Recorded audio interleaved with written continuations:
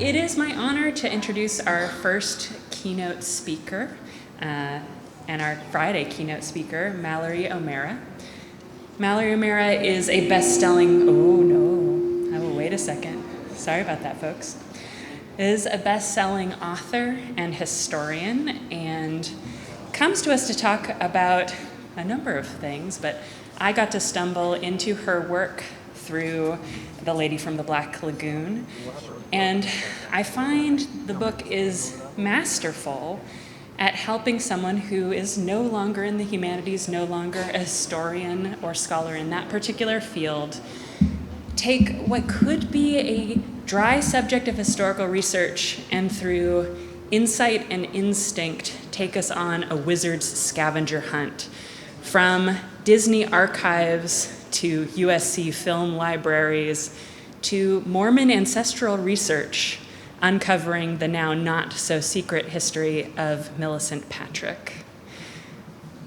The writing style, for those who haven't had the pleasure of reading this book yet, is both insightful, as I said, sensitive and furious, especially, yes, for anyone who's been in a field where they don't feel represented, you will feel seen by the reading of this book. I'll spare you from the rest of my impressions so you can make your own. I am so pleased to welcome Mallory O'Meara. Oh my God, that was so nice. Sensitive and furious, that's me. So thank you all for being here. It is so exciting to be in a room full of monster nerds. I was walking up and I was like, oh yeah, that's where I'm going. Those are my people. So as you all might have noticed, this country is a pretty grim place right now. But here on Friday the 13th, in this special spooky little corner of the world, and I don't mean Santa Cruz, although I guess it could work for that too. I'm talking about the horror community. We can all agree that we are living in an amazing time compared to recent decades, at least for the thing that I love more than almost anything in the world: women in horror. We have so many amazing women creating monsters and horror stories and getting, more importantly, widespread support, distribution, and financial backing. Writers, directors, artists of all types.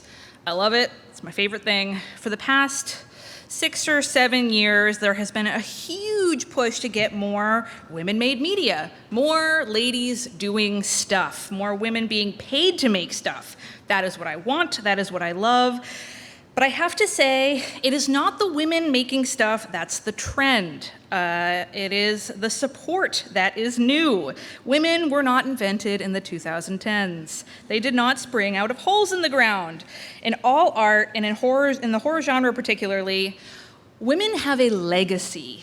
Often in history, whether you are being taught it or you are reading on your own, women's contributions are, let's say, roped off. They might be a little cute little sidebar, a special little niche, like it's like a little curiosity and like not connected to the main storyline of history. And then we can all get back to the main character, which is a non-marginalized dude. This is always incorrect and, frankly, very annoying. But in horror especially, it's just silly. It's quite ridiculous. Horror in film, books, comics, you name it. Horror as we know it does not exist without women's contributions. Women's imaginations and fears help build the very foundations of the horror genre. In the early days of the genre, you had, of course, writers like Mary Shelley, you had Gothic writers like Anne Radcliffe, early spec-fic pioneers like Pauline E. Hopkins, shaping themes and ideas that are still being explored. At the dawn of film, you had filmmakers like Alice Guy Blaché and Lois Weber pioneering techniques that are still used in horror movies today. There was Victorian writer Catherine Crowe, who introduced the term poltergeist to the English literature and wrote what is believed to be the first ever chronicling of supernatural experiences. These were not just the first women to do these things, but the first people to do these things in general. These are innovators and trailblazers who changed horror forever, who helped shape it. But by the mid-1900s, and oh boy, doesn't that phrase sound scary, women had been pushed out of publishing and film. And when the idea of horror as a genre developed, thank you, Universal Studios, writers and scholars started to look back on the development of the genre, and most women's contributions were either forgotten or ignored on purpose. For decades, they stayed in the shadows, but those women did not stop making monsters. In the 1950s, Millicent Patrick changed the monster world forever when she designed the creature from the Black Lagoon. Her credit was purposely taken from her, but her design continues to be one of the most iconic and influential monsters in film. In the late 1970s and early 1980s, you had women like Jennifer Aspinall, the special effects artist behind cult classics like Street Trash and The Toxic Avenger, and Deborah Hill, who co-created many of John Carpenter's best films, including Halloween, The Fog, Escape from New York. There are so many phenomenal women in horror whose accomplishments are still unsung. You cannot rope off these contributions. You cannot put their influence in a cute little sidebar in a book. These women belong in the main tract of horror history. They help pave that road. Even this new wave of horror, this resurgence of the genre that began in the 2010s, 2010s. Again, I feel so old. It includes work by female writers and filmmakers like Jennifer Kent, Anna Lily Amirpour. It is as its most important titles.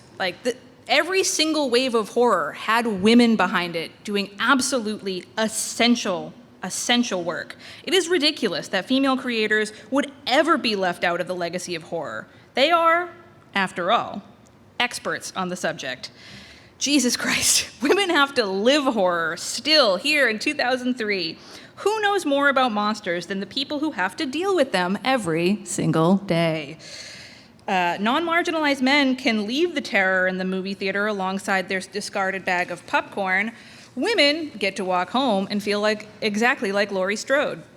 Non-marginalized men have had the spotlight in this genre for so long. But respectfully, what do they know about horror? What do they even have to be afraid of? Someone blocking them on Twitter? Now, why does this stuff even matter, right? All these women I mentioned, why should we adjust the recorded history to include them? Why is their legacy so important? I can tell you from personal experience. So when I was growing up a little weirdo, I'm sure many people in this room can relate to that, I did not have anybody in my life to teach me about horror. I did not have a cool older sibling or a cousin or a weird uncle. I had a weird uncle, but he wasn't into horror.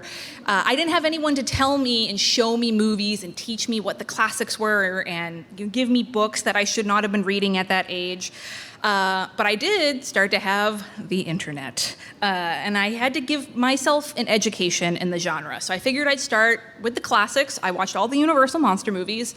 Obviously, I loved them. I watched them all, big fan of, it really opened my eyes and got me so into monsters. And I went through all of them. We can all, if you want to fight me in the parking lot later about your own Universal pantheon, you can. I don't recommend it, I'm very strong. But Creature from the Black Lagoon is the one that some people say is not included. I say he is, even though he was several decades after the fact. So I watched that one last, and I was so entranced.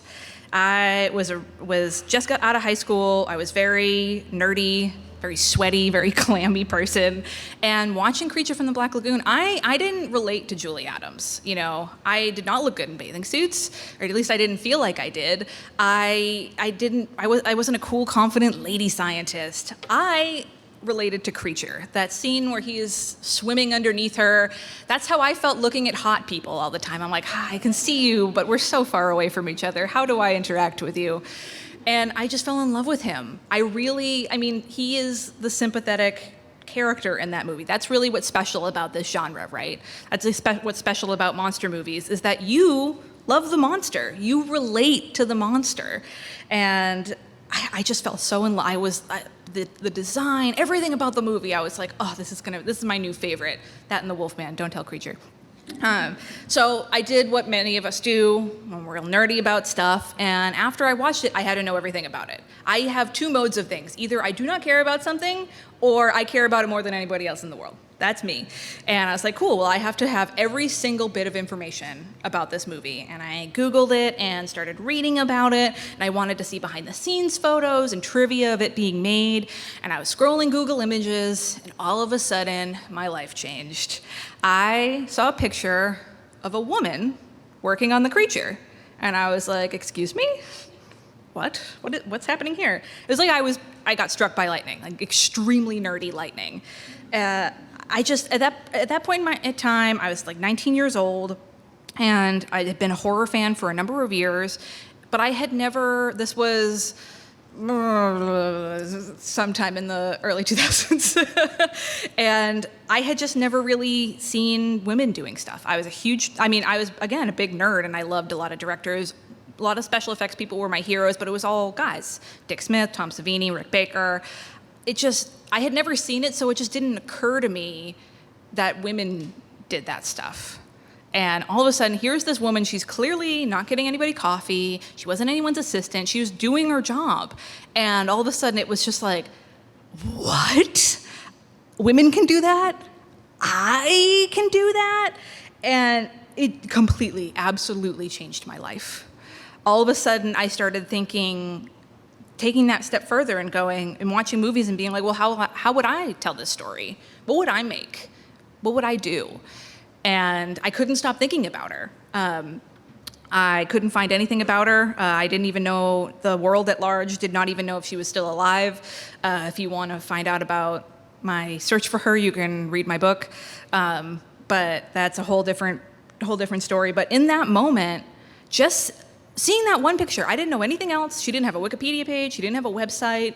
No one knew anything about her. But just seeing a picture of a woman working on a monster was that influential for me, changed me that much. And it put me on a path to working in horror films myself, becoming an author. It really just like took the entire path of my life and picked it up and moved it to a different place. And that was, again, in the late 2000s. And it really, more than anything, showed me that I could do it. And even though I was still a lonely, weird horror person and starting out in film, I felt like the only girl, and I was the only girl in a lot of situations, I knew that there was at least one other weird lady out there in the world, and I didn't know who she was or if she was alive or where she could be, but she existed, so I couldn't be that weird. I couldn't be that much of a freak.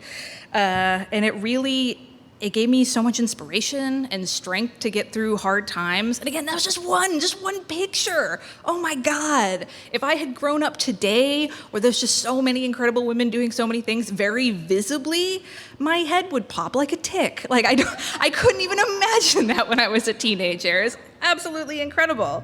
And again, many men on the internet will yell at you about how women are taking over in horror and other places, but huge surprise, I know, they are incorrect. Even after Me Too and so much discourse on social media, things are better, but they are still not great. I'm sure a lot of people in this room are familiar with that phrase. They're not awful, but they're still not where we want them to be. One of the number one questions I get about my book, Lady from the Black Lagoon, is, oh, well, you wrote this book and Me Too happened, so everything's good now, right? And I go, no, sorry, very untrue. A 2017 study showed that 60% of American horror fans are women, but in the past few decades, only 5.9% of horror movies have been directed by women. 5.9. Now, I don't know how bad men on Twitter are at math, but that's definitely not taking over to me. In a 2019 study concluded that female horror authors are not being well represented in public libraries, BIPOC female authors even less so. These statistics have to improve, of course, so they can be reflective of the real world and the society that consumes horror. Horror is described as the pressure valve for the world's anxieties and fears, and everybody should be able to contribute to that. Women need to be able to tell their stories about monsters, both feeling like them, but also fighting them, because that's how we learn how to win. You know, these stories have real world ramifications. Again, just seeing one lady working on a monster completely changed are there children around? I'm not going to swear. Completely changed my life. So that's why we have to keep pushing. We have to keep making. We have to keep uplifting. We have to keep promoting. We have to keep hiring. We have to keep opening doors. And you know what helps me do that still, even now, I won't tell you how many years from when I first saw Creature from the Black Lagoon in Millicent, because I know that I'm not alone. Even now, I have so many amazing friends who are with me and making stuff and support me. I still know that Millicent's out there, and now being able to look back on all of this history that I know about now. When I was producing films and I found out about Deborah Hill, who worked with John Carpenter, it just blew my mind.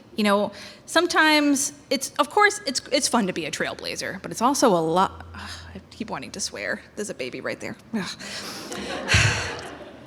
Being a trailblazer is a lot of freaking work, and of course it's always fun to be the first to do something, and sometimes we are still seeing first by people in 2023, and it gives you that sort of weird ambivalent feeling of oh yay, a first, and then oh god, a first.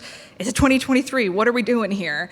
It just knowing that you don't have to blaze that trail by yourself, that there are other women out there, that we have a legacy here. Women have always lived in the genre. Our weird ideas, our strange stories have always mattered. They have always made a difference, if only just to those other lonely weirdos like us. These women, their work reminds you and me that you can do it. They have been forgotten, they have been discredited, but they always make their mark. And the most important part of their legacy is that it's an invitation. Thank you.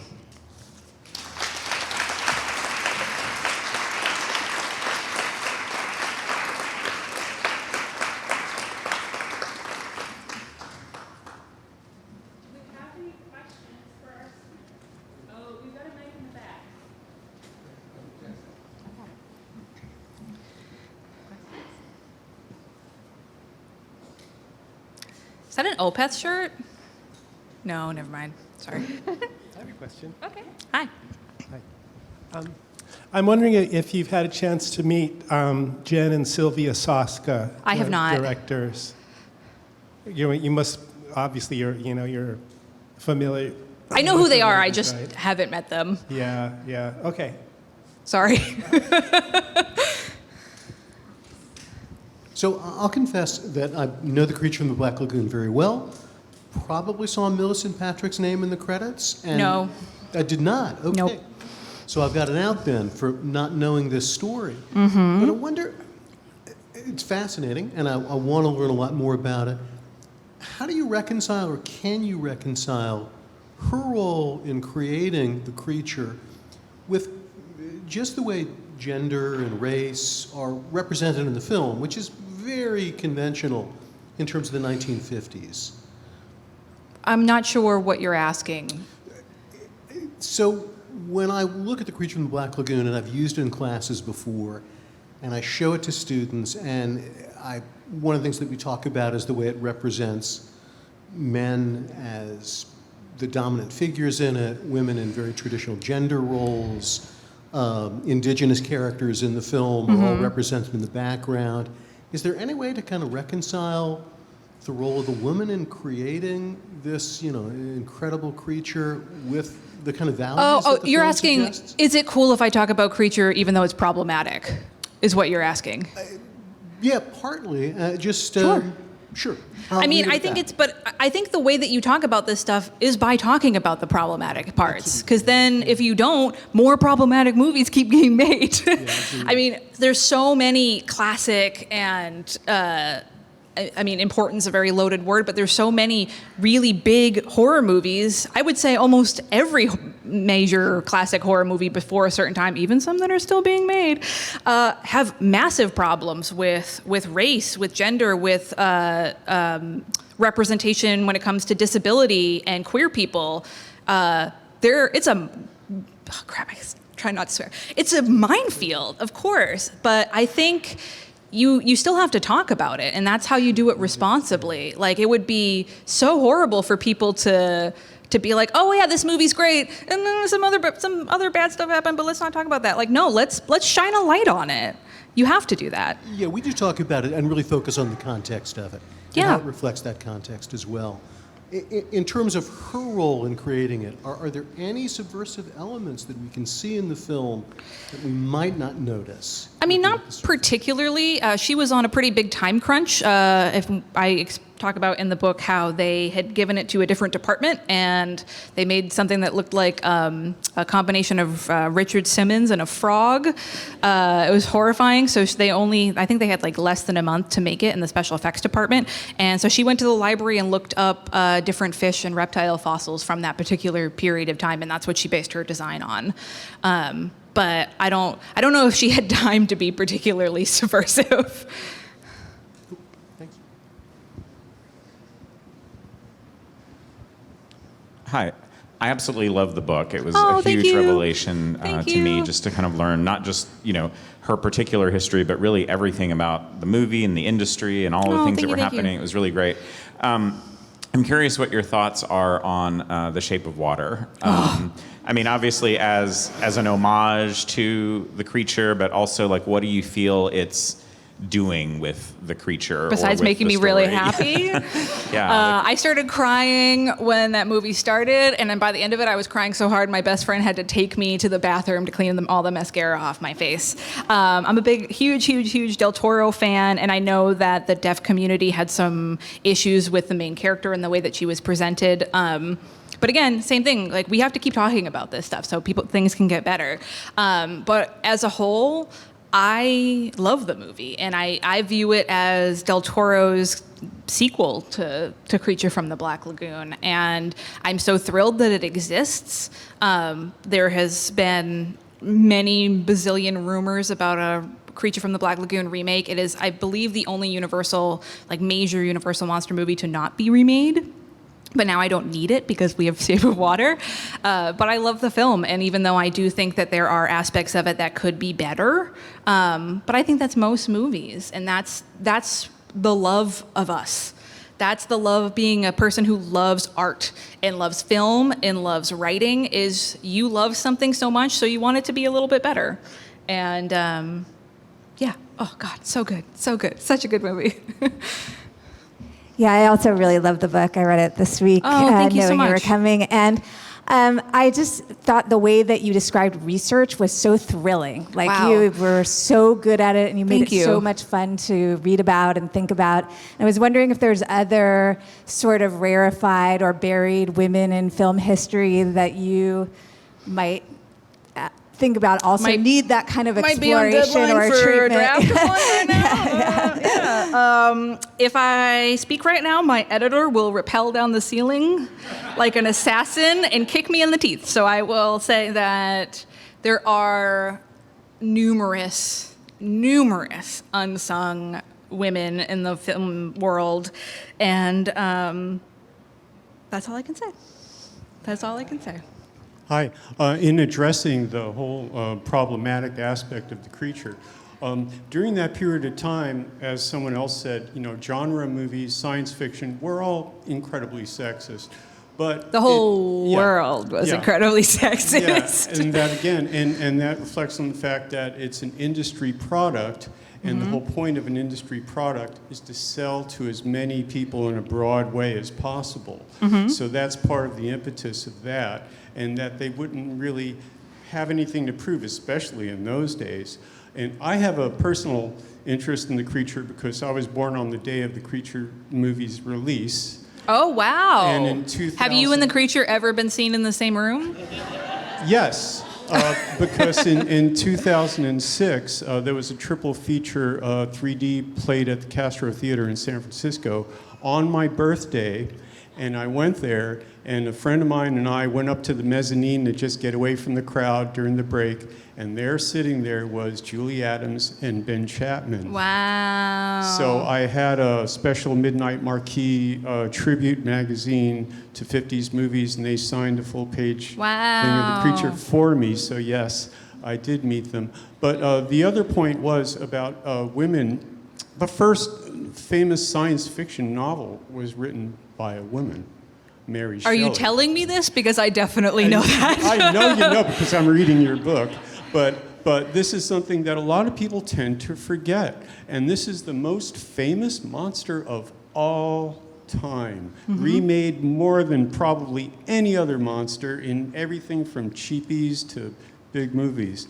So anyway, I just wanted to express that, and that I love the creature. I think that her design was absolutely perfect, and it is my favorite. I have a whole bunch of monsters and figures of the creature at home and the mask.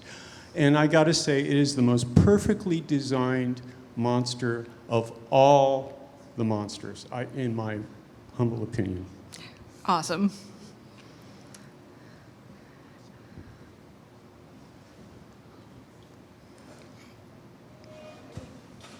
Hi.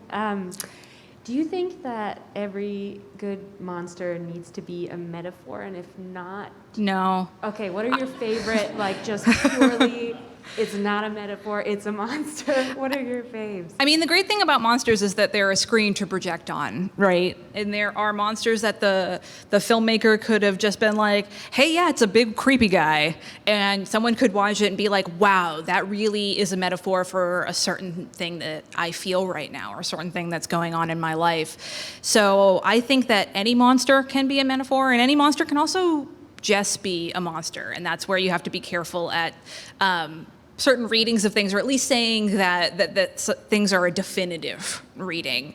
I mean, sometimes I'm really big into art that's just fun and cool. I saw a really great movie recently, My Animal. It's an amazing werewolf film that just came out, and like werewolfism is an absolute metaphor in that film for things I won't spoil for you.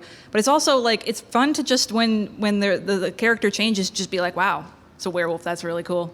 Like, and that's what art is in monster movies are great for. Sometimes you can watch them and be like, all right, I'm gonna feel something, or you can watch them and because you want to watch a bunch of buildings smash into pieces. So.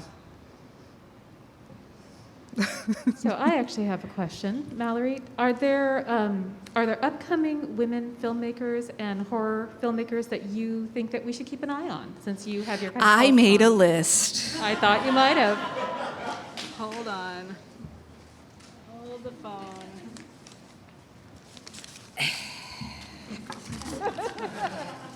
See, I have learned something about myself, that no matter how much you like something, the second that you are standing in front of the crowd and somebody asks you, every thought you ever had will disappear from your head. So I'm going to tell you a list of female-made horror movies that I think that are fantastic, and you should keep an eye out. And actually all of these are streaming right now. The film that I just talked about, My Animal, is going to be my favorite movie of the year. Piggy is a slasher, a Spanish slasher that came out in America last year. It is my favorite. I'm not a big slasher fan, and this is the best slasher I've seen some people nod. Hell yeah. Relic is an incredible horror haunted house movie. The Eternal Daughter is a great, very moody film that came out last year. The Wind by Emma Tammy, the upcoming director of the new Five Nights at Freddy's. The Wind is a remake of a 1910s Francis Marion horror film, and I find it to be a perfect movie. The Invitation by Karin Kusama is an incredible film that is recent. Torn Hearts by director Bria Grant. 2 episodes of Guillermo del Toro's Cabinet of Curiosities, The Outside, which is my favorite, and The Murmuring. Fear Street, the whole trilogy.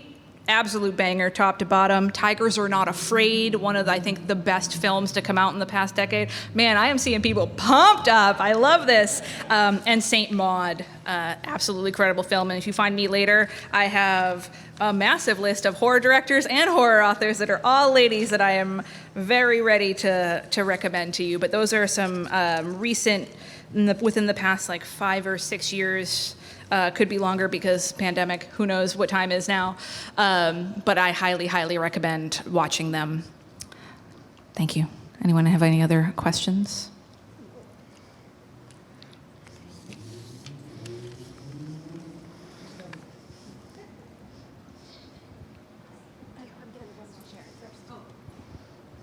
This is so minor.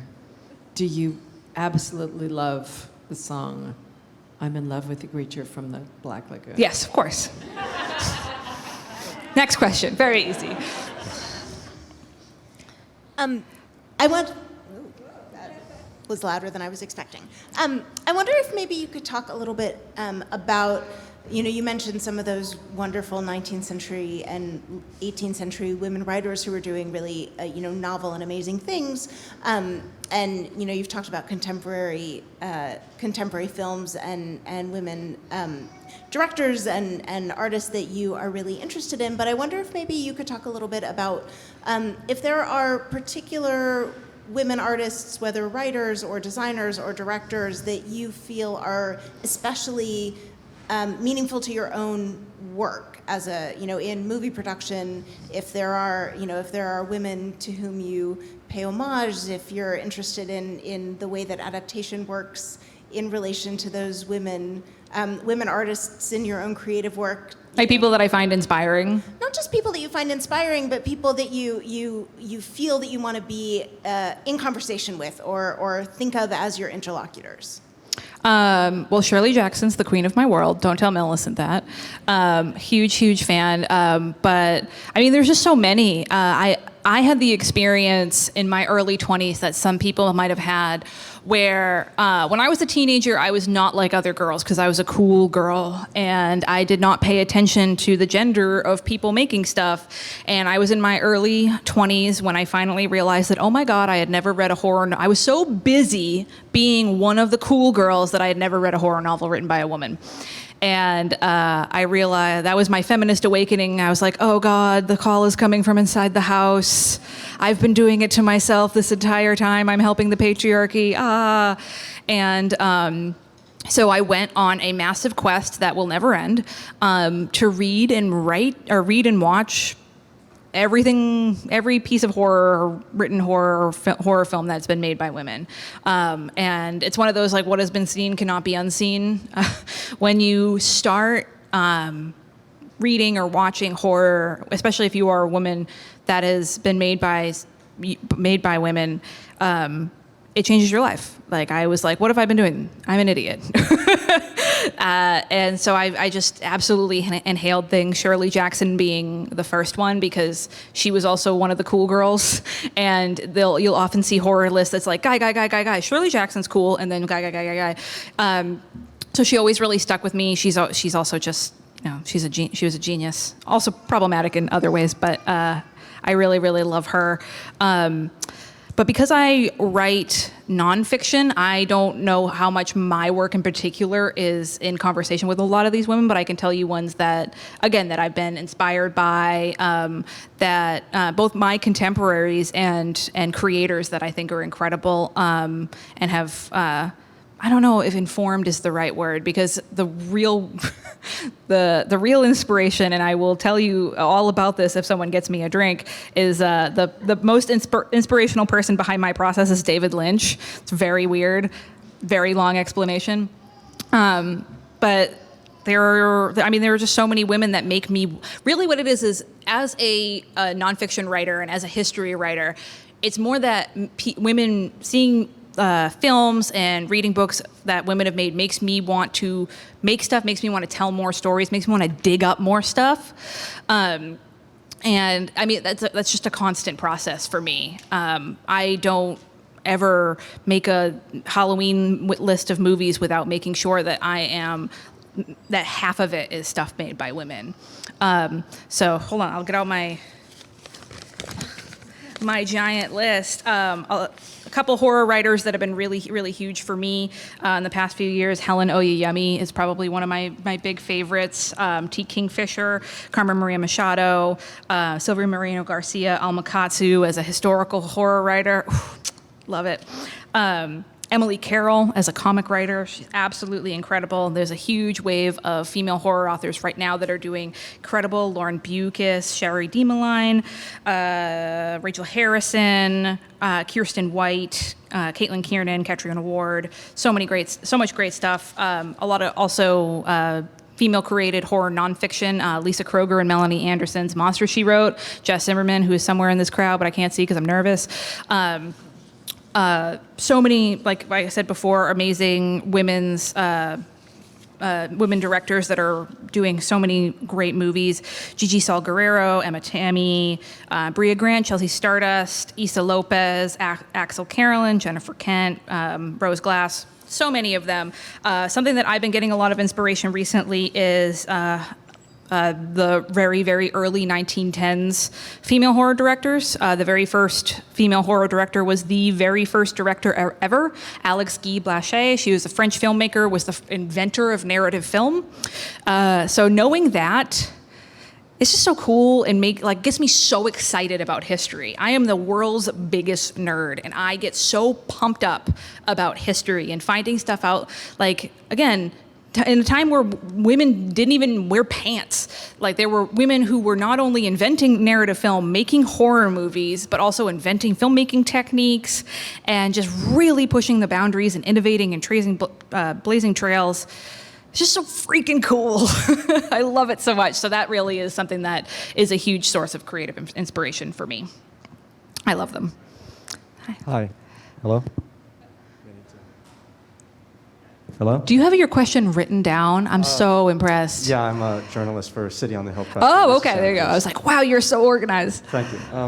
In 2019, you wrote an article for Dread Central talking about how Julie Adams paved the way for badass sci-fi female leads. Yes, the lady scientist. Exactly. You mentioned that Kay Lawrence is unique amongst monster heroines because she doesn't exist in the film just for her look. She exists because of her smarts. Mm-hmm. And I'm wondering that even though representation of women in film production and acting has increased, are there any problematic trends or tropes that you see continuing to persist even to this day? Women having to wear heels when they're running from monsters. I'm always so surprised. I'm like, first off, there should be much more comfortable footwear in horror movies. Nobody dresses up like that all the time. If you are, I'm really impressed with you, but we need to see more sneakers. We need to see more women waking up without a full face of makeup. Very annoying. But on a serious note, I mean, are there problematic trends? I mean, I don't want to call them trends because they're just deep-seated roots of things that have been around since film began. And it's going to take, what's the sad part is it's going to take a long time to get them out. It doesn't necessarily have to, but it will. We still need better representation across the board. I think for me, really the thing that we need to be focusing on is making sure we're seeing all women in film. Like, something that really bothers me about a lot of lists of like women doing things is just like all non-marginalized white ladies. And I'm like, that's not diverse or interesting. So I'm really hoping that we can get more women of every type. I really hope to see studios stop being like, well, we made one movie with a white lady and now we've done it for the year. We're done. We did things. So yeah, that's what I mean. The thing that's scary and that bothers me quite a bit is that we're actually on the downturn right now. Again, despite what you will hear from ugly men on Twitter, we're on the downswing. Numbers of filmmakers of color, female filmmakers, are actually going down right now. Pretty scary. So it's very easy to be like, well, we've been talking about this online for so long. Why isn't it better? Well, actually, it's getting worse. So yeah, that's something I really hope changes very soon. Also, good research. Wow. I forgot I wrote that article. This might be an odd question, but let's just say you were inspired to write a screenplay about all of these Hollywood producers and directors who stole credit from or denied credit to women creators, and they were revealed to be monsters. What sort of monsters would they be? Redacted.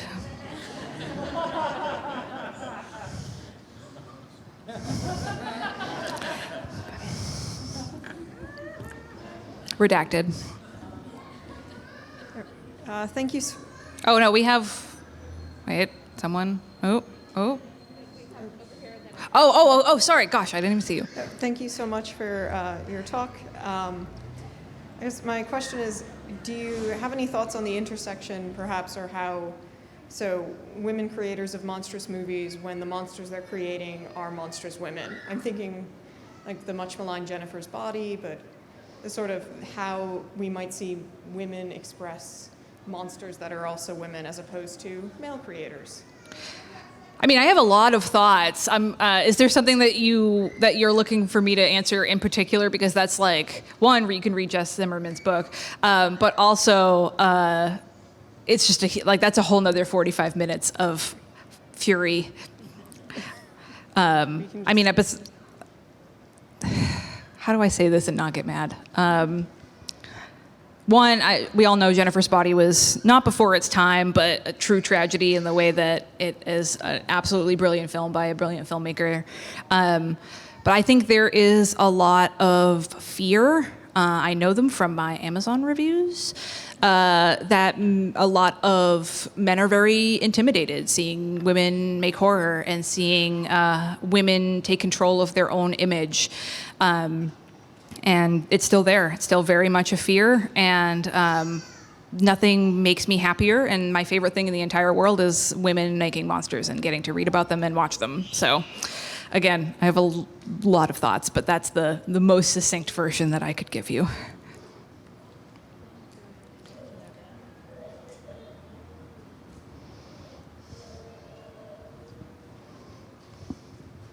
Hi. Hi.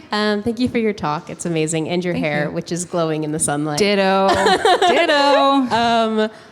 So I was just thinking about what you just said about how numbers of women and women of color in making horror, especially in film, is going down. I'd be curious if you knew any specific reasons for that. But my main question was about as someone who's about to graduate college and Congratulations. Thank you. Hey. And is very interested in trying to make media that is not corporate, because I think that it's very hard, and I think that might be one of the reasons why you don't see lots of women, is because they're making stuff independently. Yes, that's that's why I make a really big point to talk about when I'm to women who are getting massive financial backing and widespread distribution, because the truth is marginalized people have always made stuff. It's whether or not some company wants to put it all around the world and plaster it up on billboards. Yeah. I was curious about ways you've seen or ways you have yourself seen women gather resources and create things, which a film is a huge project that takes a lot of people or just a lot of time. It's very hard to do it yourself. What are some ways you've seen female creators do these projects or make the money or do it without the money that you think would be useful to the next generation of people who are trying to figure out how to make art, especially in this economy, and have it matter? Well, two-pronged question. The first question is why I think things are going down, and the answer is because studios don't feel like they have to anymore. During 2020, things were at a fever pitch, and a lot of places made massive diversity and inclusion initiatives. And if you check on most of those companies, they have not fulfilled those things. But they really just needed to make them so people would stop yelling at them on the internet. Things only started to change when there was so much massive, overwhelming public opinion pressure that people started to go, all right, well, I guess we'll make one film by a lady a year, fine. And again, it's always a white lady. So we need to put the pressure back on, and you can vote with your dollars. It's very easy to go on the internet and Google horror films made by women 2023. I do so every few months and make a list. That's the only way you can, it's one of those things where it's not really, it's like climate change. like you can do things for yourself to make your own little area of the world better, but ultimately a massive systemic change needs to be made. And I really hope that happens with all the strikes. I'm hoping that Hollywood starts to shift a little bit. On the other side, if you're looking for advice on what to do if you want to be an independent person, several pieces. One, you got to find a community. That's really the best thing. Find a community of other people that you can trust and can rely on and like working with. You see so many filmmakers. When I was a kid, I would be like, why does Rob Zombie always work with the same people? It's because when you find a crew of people that you can make stuff with, they are worth their weight in gold.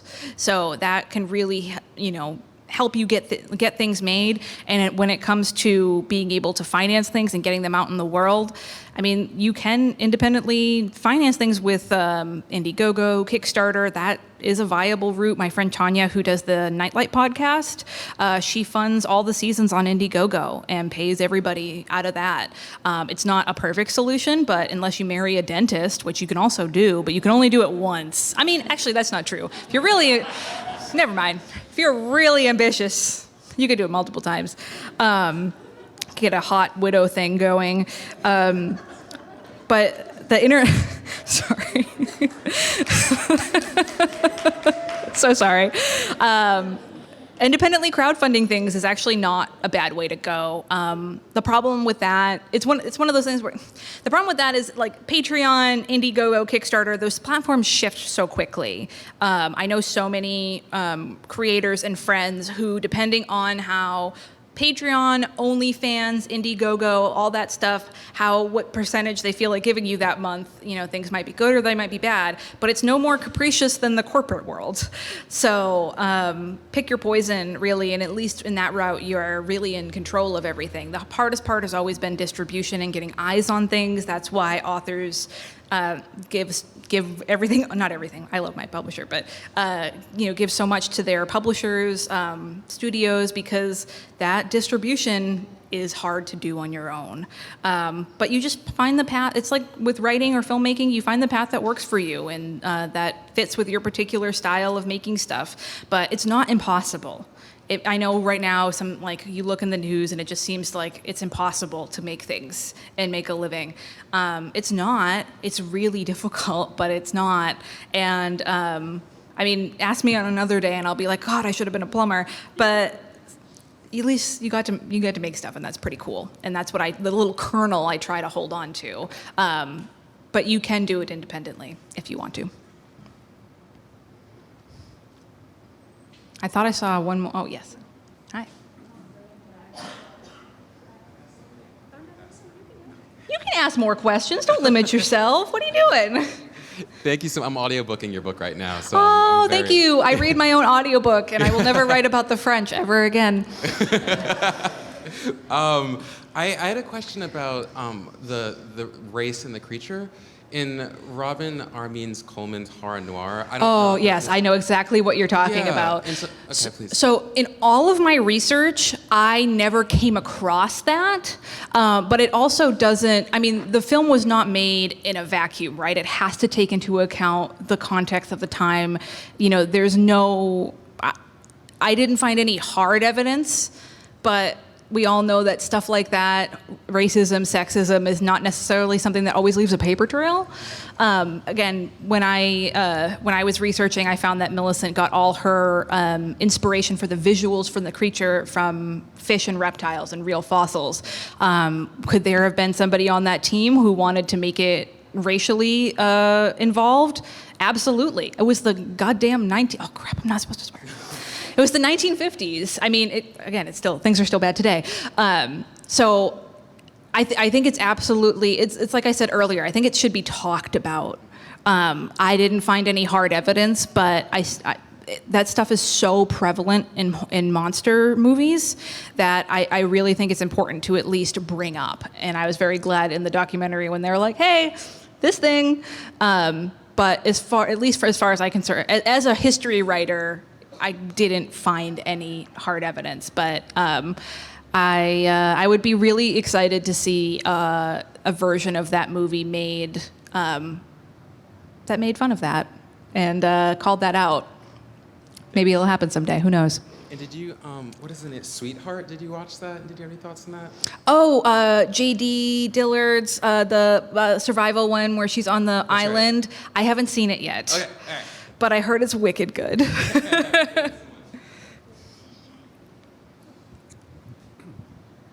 First, I have to say that you had this discussion with that gentleman, and I don't know what you're talking about. What you're referring to about the Oh my race God, I'm and so the sorry. culture or There's a something? really incredible documentary called Horror Noir that's the history of black horror. And there is a moment in the film where they talk about how the look of the creature is meant as a racial caricature. I find that just to be totally bizarre, but that's Well, okay. you are also given, white, and given, so. and given that you didn't find any evidence about it, I don't know. I'd like to know where that came from. But my question, if I could. Mm-hmm. Yeah, she has a book on it. It's absolutely worth watching, worth reading. She's a genius. But again, I don't think that's up to people like me and you to say whether or not it's a problem or not. Okay. There's a TV show I'm a big fan of, Face Off, on Sci-Fi Channel. Such amazing, talented women on that show, and men too, obviously. But just following in the footsteps of this brilliant woman who designed the creature, it's really awesome to see like these women following and doing that kind of stuff. They were probably inspired by her too. But I'm wondering what your impression is of what the women on that show face as kind of like creating a future and a career for themselves in the industry. Is it like a real, are they welcomed, or is it a really like hard fought? It's still hard fought. I mean, again, to make a place for themselves. It's the film industry. The thing about it is that the film industry is difficult regardless. If anyone in this room has ever made anything, it is freaking hard. It's hard to make a thing. It's hard to sell a thing. It's hard to get a thing out into the world. And women and any kind of marginalized person is just playing on hard mode. Despite massive amounts of online discourse, there is still an incredible amount of sexism in the film industry. There are still horrible things being said and done to women, but at the same time, they're also making monsters. And like I was saying earlier, it's still awesome to make stuff. And these women are doing incredible things. They're facing really tough things, but there's always going to be a place for women making monsters. One of the women on that show is a friend of mine, Casey Mussman, and she is now the owner of the only female-owned special effects shop in Los Angeles, and she's doing quite well for herself. So there absolutely is a future. You just sometimes have to make it yourself. Awesome.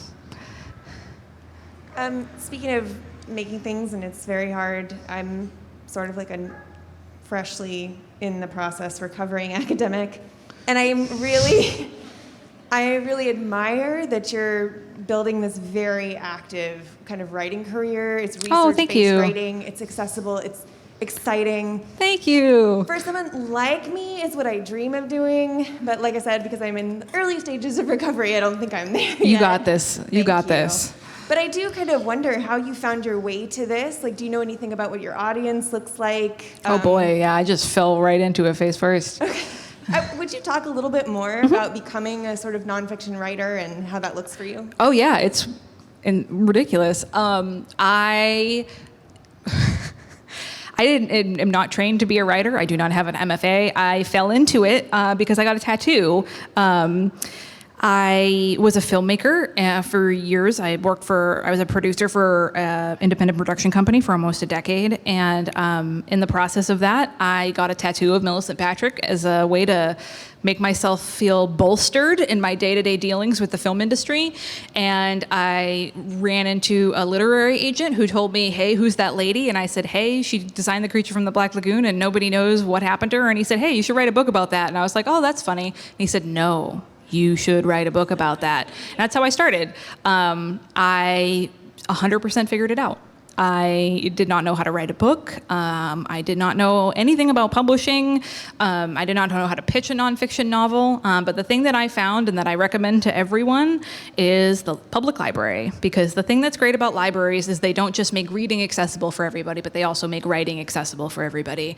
They have so many incredible resources, and I cannot tell you how incredible it was for me to realize I could just go up to a librarian and be like, I need help, I don't know what I'm doing. And they will do their best to help you. So I just figured it out. I will say the book is written in the style that it is in, very purposefully. I tried very hard to write an academic book. I read countless biographies in preparation of it. I listened to Ruth Franklin's incredible, incredible biography of Shirley Jackson, A Rather Haunted Life. And I listened to all 18 hours of that audiobook, and by the end, you know what kind of sandwiches Shirley Jackson liked. You know what kind of socks she wore. And I finished it, got to the end of hour 18, and I realized, oh my God, I cannot do this because I am excited and care about what kind of the socks Shirley Jackson wore because I'm obsessed with Shirley Jackson. And I would read anything that she wrote, and I would love to know what brand of toilet paper she bought. But with Millicent, nobody knew who she was, so I couldn't bank on that. Like, most of the time we read a celebrity memoir or a biography because you already care about that person. It's very rare that you're like, I have no idea who that is, might as well read a whole book about them and spend hours of my life. So I had to figure out a way for people to care about Millicent. So I started writing it in a very, let's say, casual way, because there's a lot of swears in that book, because that's the way that I talk. And I started, it also became part memoir because, you know, it's so easy to be, like we were just saying, it's so easy to be like, well, it was the 50s, things are better now. Incorrect. So I thought, well, what better way to show that the things that happened to her are still happening now by showing people that they happened to me, my own personal experiences. So the book just kind of started that way. And how I found my audience, the truth is, I thought like 20 people who like Creature from the Black Lagoon were going to read this book, and I would have been stoked with that. Absolutely excited. And then two interesting things happened while I was working on the book.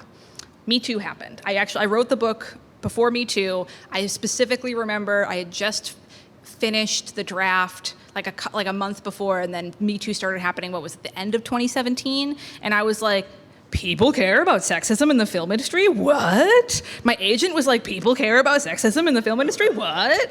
And then Shape of Water won 15,000 Oscars. So all of a sudden, everybody was talking about The Creature from the Black Lagoon. So it was a very happy accident that all of a sudden, Lady from the Black Lagoon came out a few months later, or a year later. God, yeah, 2019. Jeez, I don't know what year it is. So I didn't find an audience. You cannot write to an audience because there's no possible way I could have started writing that book and been like, well, several major life events are going to happen in the course of this and that'll change everything. No. My second book, Girly Drinks, which is a world history of women drinking, came out. We were so excited that I was going to go on this big tour and talk about women drinking, and then it came out in I think it was the second COVID variant, and every single newspaper article was like, women drinking is bad.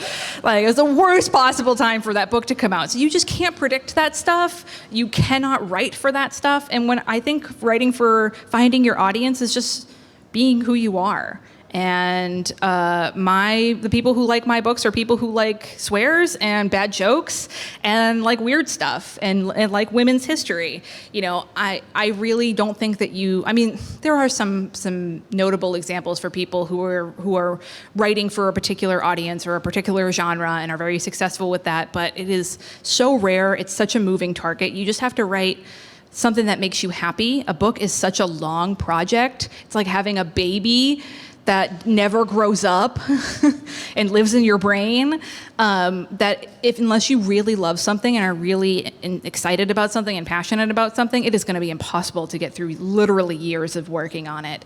And I found that if you were passionate about something, even if it is weird as The Creature from the Black Lagoon, people will flock to it. I mean, I get countless emails from people who are like, I had never even seen Creature from the Black Lagoon, but I really liked your book. And I'm like, wow, why did you pick it up? That's so weird. Why? But that's how it is. It's such a weird industry. It's such a weird job. But I found that I just keep writing books about things that interest me and swearing a lot, and people like it. So I'm not gonna stop until someone makes me. And again, they're gonna have to be really strong to do so. We have time for one more question, I think. One more. Anyone? Come on, we gotta squeeze one more out of this audience. I'm cheating. So, as many have commented, the process of uncovering the truth of Millicent Patrick is so thrilling in your novel. But I'm curious, as a researcher, as a historian, how do you handle the lulls when you hit every dead end and you're not sure where to go And you want to next? die? Yeah. There's always lulls in everything, especially when you are uncovering a history of someone who people are, well, A, actively in the process of trying to discredit, or B, just, every single project I do is women doing stuff in women's history. That's all I care about. And a lot of times they are just 100% left out. I mean, when I was working on Girly Drinks, I bought countless books about the history of alcohol, and there was almost no women's history in there. And then I spent years of my life researching. Women invented bars, and they left that out. So it can be tough. So you definitely you run into lulls, you hit walls, and that the way that I've always gotten around them is you ask for help. At this point in my career, I definitely have a pretty great group of librarians and archivists and other authors that I know. People love to help. There's this weird sort of dichotomy between the way we feel when we ask for help, which is like, oh God, I'm so sorry that I exist. Please, I just need a little help. And then the feeling that you get when someone asks you for help, where you, I don't know about you, but if a friend of mine asks me for help, unless it's moving, ugh. But besides that, you're like, what can I do? People love to ask for help. So when I hit a wall, I email people, I'm like, hey, this is what I'm doing. And all you need is one little thread. All you need is a teeny tiny thread, and that can connect you to the rest of your project. So I email people, I go to the library, I ask librarians, ask historians, and you would be surprised at some people are like, oh, hey, have you heard of this? And I'm like, oh my God, what? No? And so that's truly never failed me. I'm sure it will fail me at some point, and you will hear me crying all the way from up here. But so far, it's definitely worked out for me. So I think we're done with questions. I just can't thank you all enough for sitting here and listening to me talk about nerdy stuff. I'm so pleased to be in the company of other people who share my nerdiness, and I hope you have a wonderful festival. Thank you so much. Thank you, Mallory.